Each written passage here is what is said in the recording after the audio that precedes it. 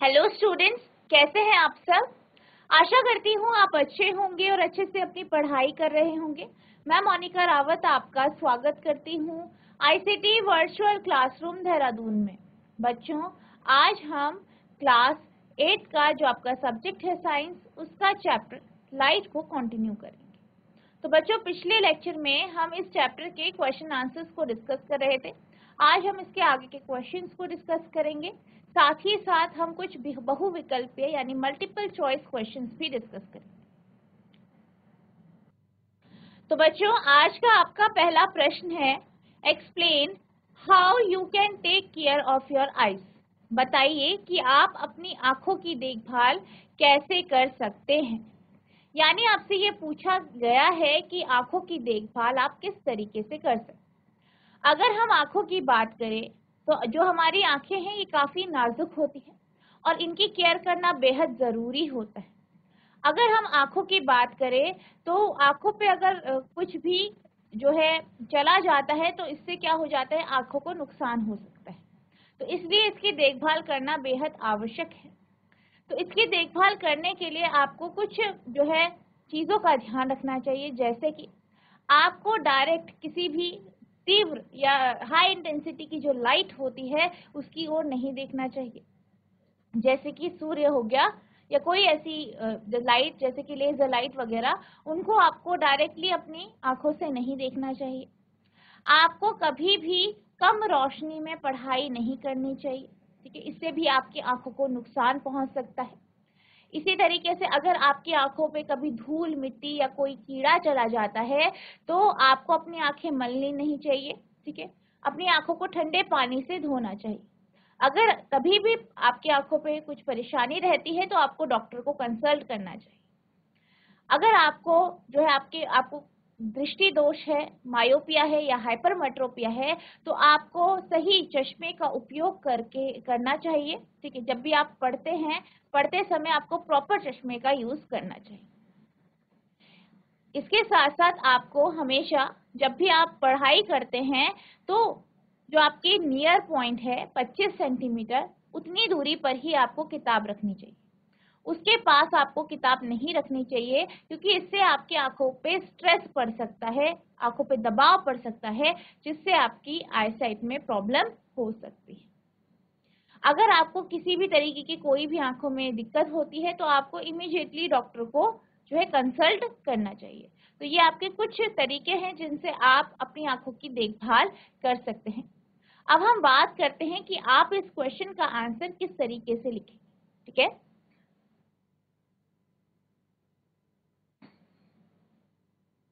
तो आप इसका आंसर लिखेंगे, the following points helps a person to take care of his eye. यानी निम्न बिंदुओं के माध्यम से जो है कोई व्यक्ति अपने आंखों की देखभाल कर सकता है।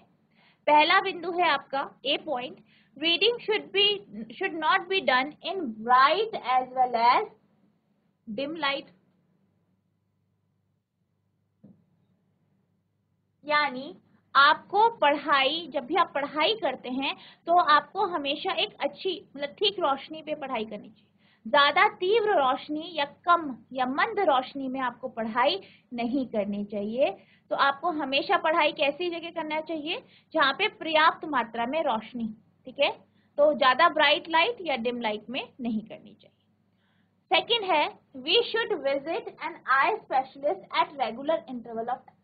आपको नियमित तौर से जो है आई स्पेशलिस्ट या जो आपके डॉक्टर्स हैं उनके पास जाना चाहिए, उनको कंसल्ट करना चाहिए। बेसिकली अगर आपको किसी प्रकार का दृष्टि दोष है, कुछ आपकी आंखों में प्रॉब्लम है, तो आपको रेगुलरली समय या नियमित समय में अंतराल में आपको डॉक्टर को कंसल्ट कराना चाहिए। If any small insect or dust particle enter our eye, do not rub them but clean them immediately with cold water. अगर आपकी आंखों पे कोई छोटा जो है कीड़ा चला जाता है या कोई डस्ट धूल मिट्टी चली जाती है तो आपको अपनी आंखों को रब नहीं करना चाहिए, उसे मलना नहीं चाहिए, आपको उसे जो है ठंडे पानी से धोना चाहिए। We should avoid direct exposure of our eye to sunlight. हमें जो है डायरेक्टली जो है सन को नहीं देखना चाहिए, यानी आपको गॉगल्स का उपयोग करके ही या कुछ जो है कुछ ऐसे यंत्रों का, डिवाइसेस का या उपकरणों का यूज करके ही लाइट को देखना चाहिए जो कि आपकी सूर्य की रोशनी है, क्योंकि सूर्य की रोशनी की जो तीव्रता है वो बहुत ज्यादा है। ठीक है, इसलिए आपको डायरेक्ट सूर्य को नहीं देखना चाहिए, क्योंकि इससे क्या हो सकता है, आपकी आंखों को नुकसान पहुंच सकता है। While reading, there should be a distance of at least 25 centimeter between eyes and the book. जब आप पढ़ाई करते हैं, जब भी आप स्टडी करते हैं, तो आपकी आंख और जो किताब है उसके बीच में जो आपका मिनिमम डिस्टेंस है 25 सेंटीमीटर का, उतनी दूरी पर ही आपको किताब रखनी चाहिए, पढ़ाई करनी चाहिए, क्योंकि अगर आप इससे पास किताब को रखते हैं तो आपकी आंखों को पर स्ट्रेस पहुंच सकता है। ठीक है, तो आपको हमेशा जो आपका न्यूनतम दूरी है उसमें ही किताब रखनी चाहिए और पढ़ाई करनी चाहिए। निम्नलिखित बिंदु किसी व्यक्ति को अपनी आंखों की देखभाल करने में मदद करते हैं। पहला, पठन तेज रोशनी के साथ साथ कम रोशनी में भी नहीं करना चाहिए। दूसरा है आपका, हमें निरंतर नियमित समय अंतराल पर नेत्र रोग विशेषज्ञ के पास जाना चाहिए। तीसरा है आपका, यदि कोई छोटा कीड़ा या धूल के कण हमारी आंखों में चले जाएं तो उन्हें रगड़ें नहीं, बल्कि तुरंत ठंडे पानी से साफ करें। चौथा है आपका, हमें अपनी आंखों को सूर्य के प्रकाश के सीधे संपर्क में आने से बचना चाहिए। पांचवा है, पढ़ते समय आंखों और किताबों के बीच कम से कम 25 सेंटीमीटर की दूरी होनी चाहिए। तो इस तरीके से आप इस क्वेश्चन का आंसर देंगे।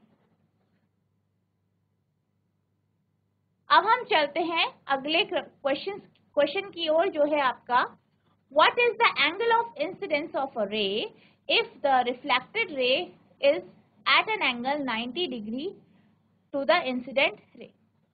एक किरण का अपतन कोण क्या है यदि परावर्तित किरण अपतित किरण से 90 डिग्री के कोण पर हो। तो यहाँ पे आपसे क्या कहा गया है, यहाँ पे आपसे ये कहा गया है,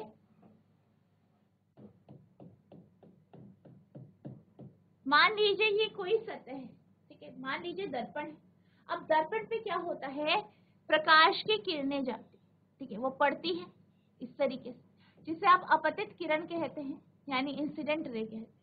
अब सतह पर पड़ने के बाद वो क्या हो जाती है, रिफ्लेक्ट हो जाती है, परावर्तित हो जाती है। अब आपसे यहाँ पे ये कहा गया है कि क्या कहा गया है कि एंगल ऑफ इंसिडेंस कितना होगा, यानी एंगल आई कितना होगा, ये आपको निकालना है। ठीक है, एंगल आई आपको निकालना है, यानी अपतन कोण निकालना है, अगर जो है आपका रिफ्लेक्टेड रे और इंसिडेंट रे, यानी परावर्तित किरण और अपतित किरण के बीच का जो एंगल है, कोण है, वो कितना है, 90 डिग्री का। यानी ये अगर पूरा 90 डिग्री का है तो ये जो है, ये एंगल आई है, ये कितने का हो। ठीक है, आपको एंगल आई का मान निकालना है। GIC मान सुना? तो एक बच्चा माइक ले लीजिए।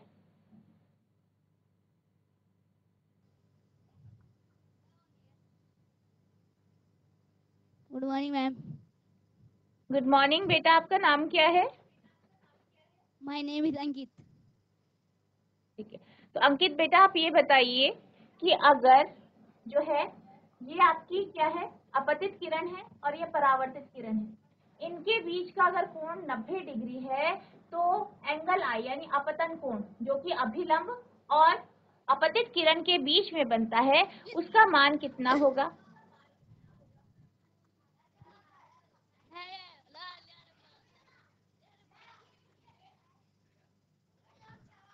मैम जी हम 6 वाले हैं।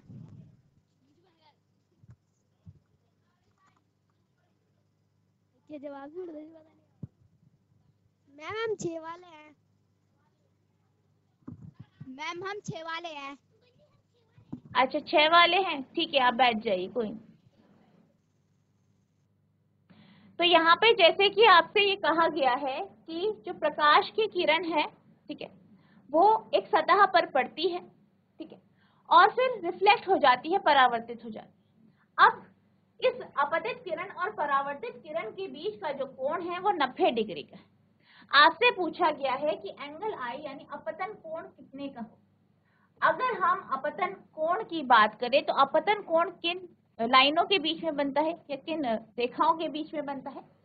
अपतित किरण और अभिलंब के बीच में, ठीक है, जो कि यहाँ पे आपका एंगल आई है।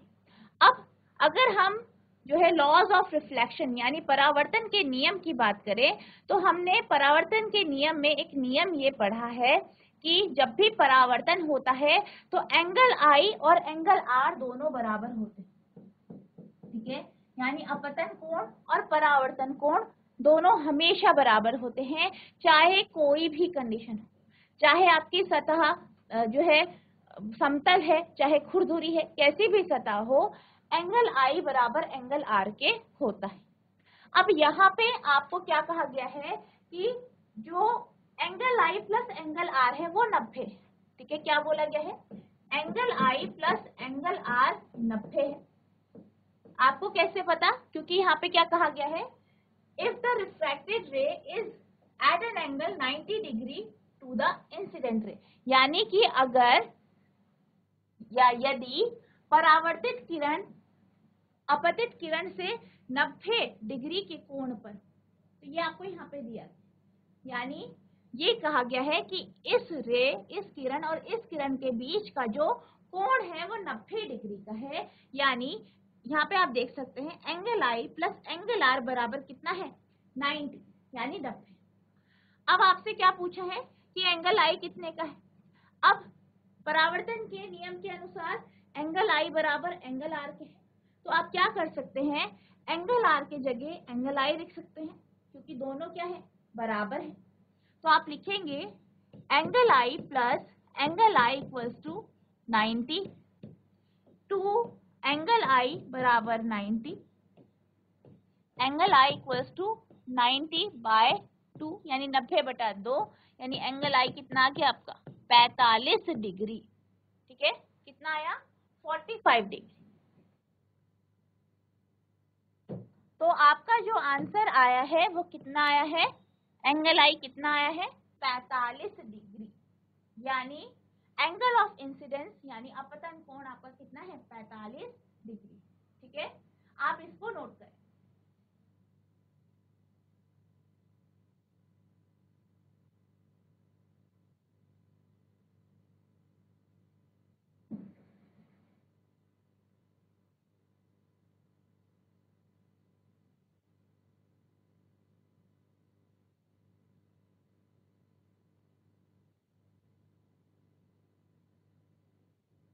अब हम देखते हैं कि आप इसे आंसर को थ्योरेटिकली किस तरीके से लिखें।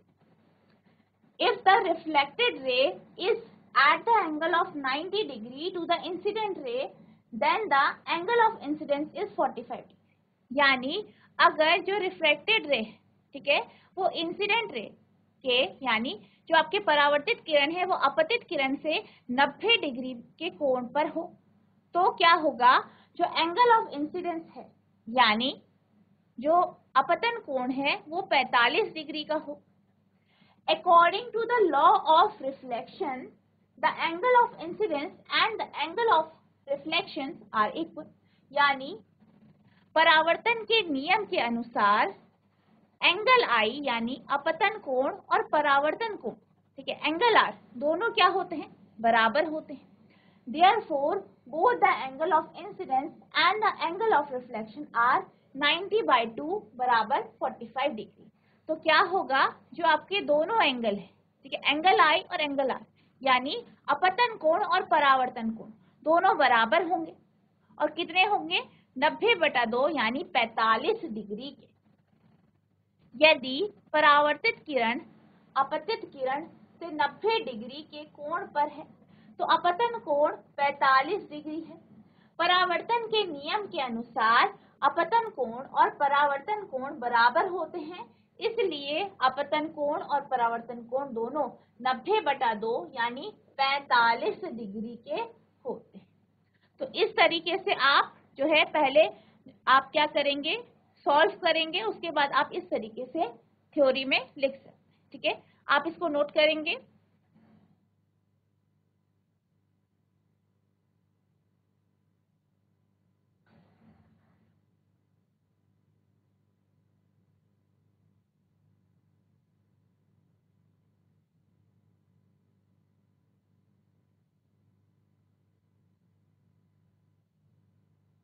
अब हम चलते हैं अगले प्रश्न की ओर, जो आपका बहुविकल्पीय प्रश्न है यानी मल्टीपल चॉइस क्वेश्चन है।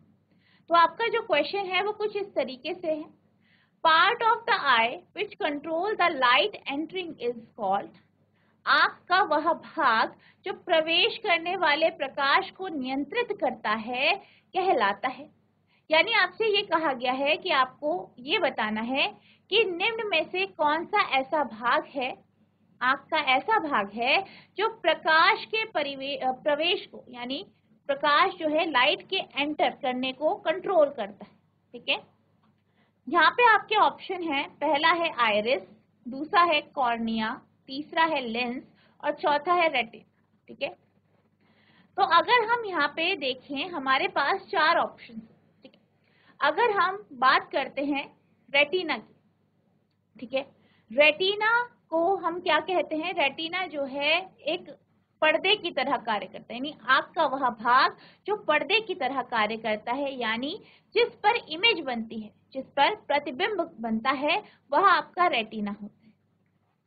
लेंस की अगर हम बात करें तो लेंस क्या करती है, जो है इमेज बनाने में मदद करती है, यानी इमेज का फॉर्मेशन लेंस के कारण होता है। लेंस से क्या होता है, जो किरणें हैं वो आपके आंखों के अंदर जो है एंटर करती है, आती है और फिर क्या होती है, इमेज बनाती है। तो बेसिकली लेंस की बात करें तो लेंस के कारण इमेज बनती है, यानी प्रतिबिंब बनता है। कॉर्निया की बात करें तो कॉर्निया क्या होता है, आंख के ऊपर एक लेयर होती है जिसे हम कॉर्निया कहते हैं, जो हमारी आंखों को प्रोटेक्ट करती है। ठीक है, हमारी आई बॉल को प्रोटेक्ट करती है, उसे सुरक्षित रखती है। पहला ऑप्शन है आपका आइरिस। अगर हम आइरिस की बात करें तो आइरिस क्या है आपका,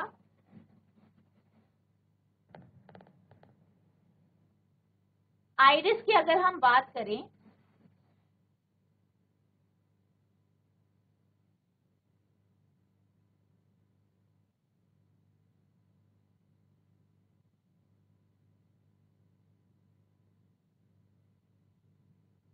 ठीक है, तो आइरिस क्या है आपका, आप यहाँ पे देख सकते हैं। आइरिस आपको यहाँ पे दिखाई दे रहा होगा, ये जो नीला नीला जो आपको यहाँ पे दिख रहा है लेंस के, और जो सिलेरी मसल्स हैं, सिलेरी मसल्स की साइड में लेंस के इधर पे आपको यहाँ पे दिख रहा है, ये आपका आइरिस जो आपकी आंखों को कलर देता है। अब इस आइरिस के बीच में एक छोटी सी जगह होती है जिसे हम प्यूपिल कहते हैं, पुतली कहते हैं, और यहीं से क्या होता है, आपकी जो लाइट है यानी जो आपकी आंखों में लाइट जाएगी उसको जो है ये प्यूपिल कंट्रोल करते हैं। तो अगर हम देखें तो आइरिस का काम क्या होता है, आइरिस के बीच में एक जो है गैप होता है जिसे हम पुतली या प्यूपिल कहते हैं, जो कि लाइट की एंट्री को कंट्रोल करती है। तो यहाँ पे आपको जो आंसर है वो यहाँ पे जो है आपका आंसर आइरिस होगा, क्योंकि यहाँ पे प्यूपिल नहीं दिया गया, और जो प्यूपिल है, पुतली है, वो क्या है, आइरिस का ही एक भाग है। ठीक है, तो इसलिए आपका यहाँ पे आंसर होगा ए यानी आइरिस। तो आपका जो ये प्रश्न है इसका जो उत्तर है वो है आपका ऑप्शन ए आइरिस। ठीक है, आई होप आपको ये क्वेश्चन समझ में आया होगा। अब हम चलते हैं अगले प्रश्न की ओर। तो आपका अगला प्रश्न है, we can see a non-luminous object when light, हम किसी अदीप्त वस्तु को तब देख पाते हैं जब प्रकाश, यानी आपको ये कहा गया है कि हमारे पास एक अदीप्त वस्तु है, हम उसे कब देख पाते हैं, ये आपसे पूछा गया है। आपके पास 4 ऑप्शन है। पहला है emitted by the object fall on the eye, वस्तु द्वारा उत्सर्जित पदार्थ आंख पर पड़ता है। ठीक है, जब लाइट जो है, जो वस्तु है, ठीक है, जो आपकी नॉन ल्यूमिनस ऑब्जेक्ट है, अदीप्त वस्तु है, वो जब लाइट को एमिट करता है, प्रकाश को उत्सर्जित करता है, और वो प्रकाश जब हमारी आंखों तक पहुंचती है तभी हमें ये वस्तु दिखाई देती है। Is reflected from the object towards our eye, यानी क्या होता है कि जो वस्तु है, जो आपकी नॉन ल्यूमिनस ऑब्जेक्ट है, अदीप्त वस्तु है, उस पर किरणें पड़ती हैं, ठीक है, उस पर क्या होता है, किरणें पड़ती हैं, ठीक है, पड़ने के बाद रिफ्लेक्ट होकर हमारी आंखों पर पहुंचती है, तब हमें ये वस्तु दिखाई देती है। नेक्स्ट है completely passes through the object, यानी जो वस्तु है वस्तु से चली जाती है या पार हो जाती है, यानी वस्तु है और वस्तु से क्या हुई, पार हो गई, तभी हमें ये दिखाई देती है। नेक्स्ट है get completely observed by the object, यानी ये जो है वस्तु द्वारा अवशोषित हो जाती है, यानी जो वस्तु है इसे लाइट को अवशोषित कर देता है, तभी हमें वस्तु दिखाई देती है। तो यहाँ पे आपके पास ये 4 ऑप्शन है। अब यहाँ पे क्या कहा गया है, यहाँ पे कहा गया है नॉन ल्यूमिनस ऑब्जेक्ट, यानी अदीप्त वस्तु। अगर हम अदीप्त वस्तु की बात करें तो अदीप्त वस्तु वह वस्तु होती है जो अपना प्रकाश उत्सर्जित नहीं करती, ठीक है। वहीं हमारे पास दूसरे जो प्रकार की वस्तु होती है उसे हम कहते हैं दीप्त वस्तु, यानी ल्यूमिनस ऑब्जेक्ट, जो अपनी जो है अपने से जो है लाइट को उत्सर्जित करती है। अब यहाँ पे नॉन ल्यूमिनस ऑब्जेक्ट है, यानी अदीप्त वस्तु है, तो जब हम अदीप्त वस्तु की बात कर रहे हैं तो ये लाइट एमिट नहीं करती है, ठीक है, ये आपको ध्यान रखना है। अब यहाँ पे अगर हम जो आपको आंसर दिए गए हैं उनको अगर हम डिस्कस करें तो पहले आपसे कहा गया है कि emitted by the object fall on the eye, यानी वस्तु क्या करता है, लाइट को एमिट करता है, उत्सर्जित करता है, और ये लाइट हमारी आंखों तक पहुंचती है, ठीक है। तो अब यहाँ पे हम नॉन ल्यूमिनस ऑब्जेक्ट की बात कर रहे हैं, अदीप्त वस्तु की बात कर रहे हैं, और ये जो अदीप्त वस्तु है हम ये जानते हैं ये लाइट उत्सर्जित नहीं करती है, ये प्रकाश उत्सर्जित नहीं करती है। तो आपका जो फर्स्ट स्टेटमेंट है, वस्तु द्वारा उत्सर्जित लाइट के कारण ये जो है हमें दिखाई देता है, तो ये पहला स्टेटमेंट गलत है। नेक्स्ट आपसे कहा गया है is reflected from the object towards our eye, यानी जो वस्तु है वस्तु पर प्रकाश पड़ता है, वो प्रकाश परावर्तित होता है, परावर्तन के बाद हमारे आंखों तक पहुंचता है, जिस कारण हम इस वस्तु को देख पाते हैं। तो अगर हम इस जो स्टेटमेंट है उसकी बात करें तो हमने ये पढ़ा है, हम ये जानते हैं कि जो आपकी अदीप्त वस्तु है वो रोशनी जो है या प्रकाश जो है वो उत्सर्जित नहीं करती है। वो हमें कब दिखती है, जब उस पर जो है प्रकाश पड़ता है, वो रिफ्लेक्ट होता है और हमारी आंखों तक पहुंचता है। यानी अगर हम बी स्टेटमेंट की बात करें तो बी स्टेटमेंट बिल्कुल सही है।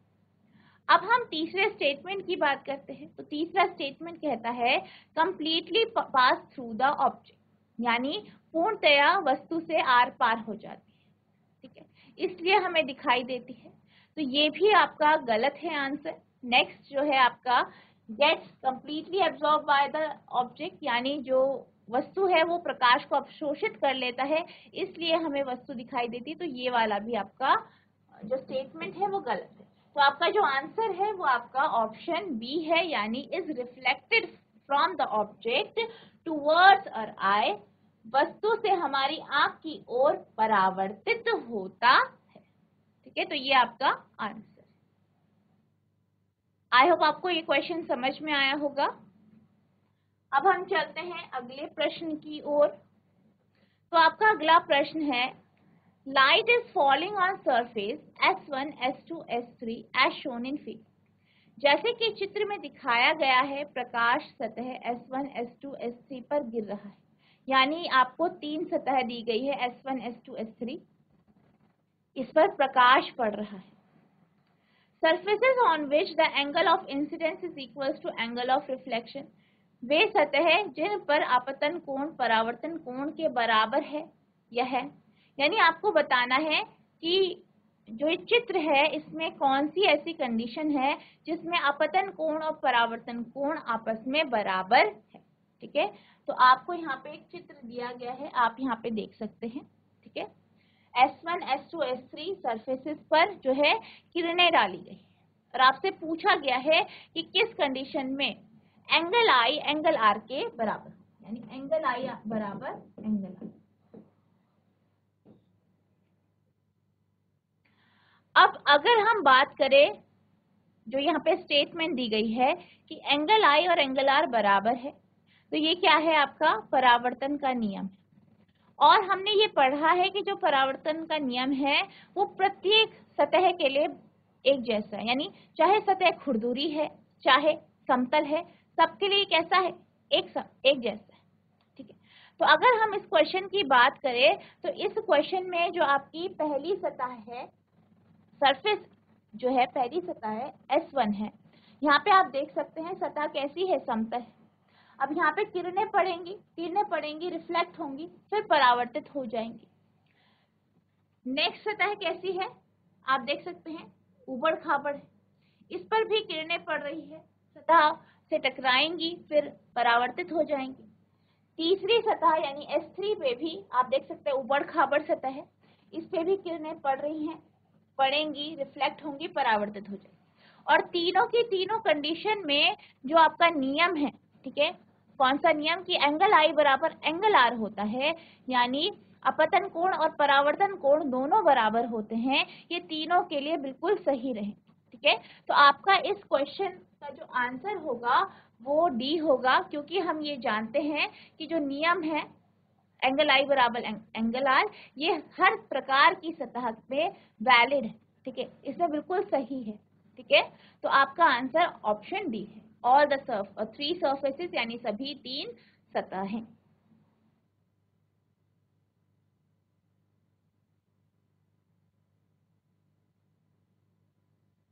अब आपका अगला प्रश्न है, a small hole P is made in a piece of cardboard, यानी एक कार्डबोर्ड या गत्ते का टुकड़ा है, उसमें होल करा गया।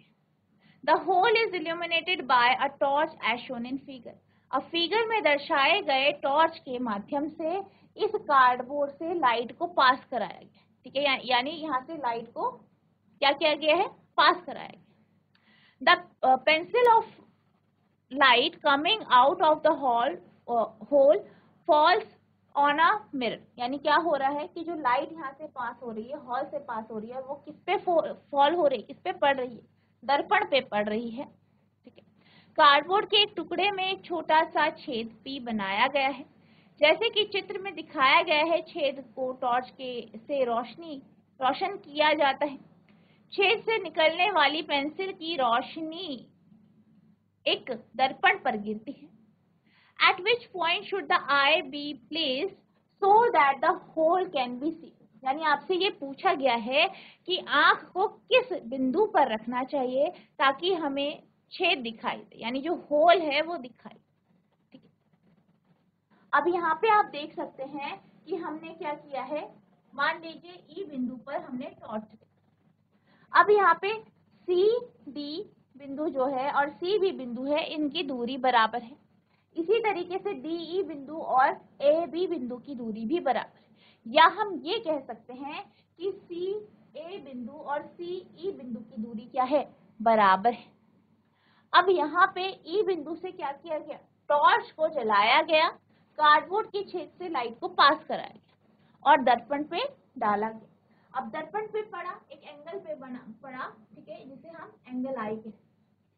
ठीक है, अब आप देख सकते हैं कि जो C से लाइन आपको दिखाई दे रही है, ये एक अभिलंब है। अगर आपको इस छेद को देखना है तो आपको क्या करना पड़ेगा, जितना एंगल आई का मान है, मान लीजिए इसका मान A है, तो इतने ही मान से आपको देखना पड़ेगा, क्योंकि लाइट इतने ही एंगल से रिफ्लेक्ट होके आपको दिखाई दे। यानी जो परावर्तित किरण है, ठीक है, वो आपकी बिंदु ए तक पहुंचनी चाहिए, तभी आपको यहाँ पे जो कार्डबोर्ड का छेद है वो दिखाई देगा। यानी यहाँ पे जो आपका एंगल आर होना चाहिए वो ए के बराबर होना चाहिए। ठीक है, तो आपको जो है यहाँ पे होल कब दिखाई देगा, जब आप बिंदु ए से देखेंगे, ठीक है। तो इसका जो आंसर है वो आपका ऑप्शन ए है, ठीक है, यानी ए, ठीक है। तो ये आपका आंसर है। आई होप आपको ये क्वेश्चन समझ में आया होगा, आप इसे नोट करें।